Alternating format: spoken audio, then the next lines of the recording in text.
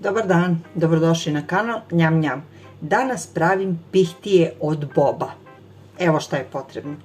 600 grama boba, so, začin C, aleva paprika, lovorov list i ulje. Bob je celu noć bio u vodi koju sam prosula.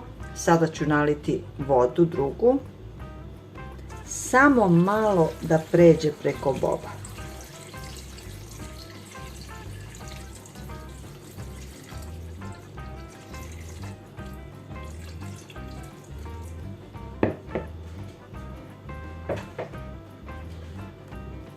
Dodat ću malo soli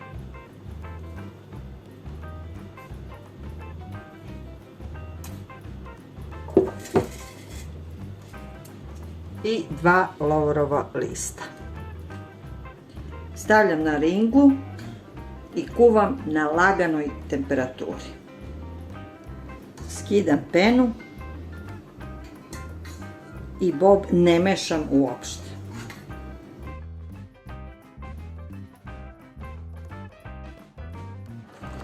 Bob je gotov.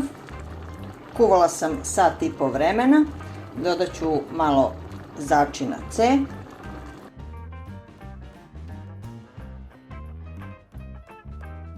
Izmiksat ću štapnim mikserom.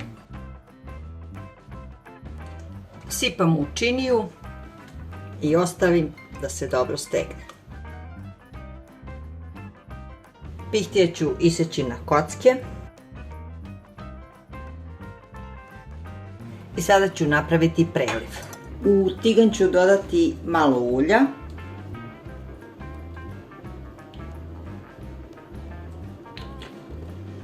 I zagrejati. Ulje ću skloniti sa ringle i dodati 2 kašičice aleve paprike. I sa ovim prelivom prelit ću pihtije. Stavit ću u frižider još malo da se stegne.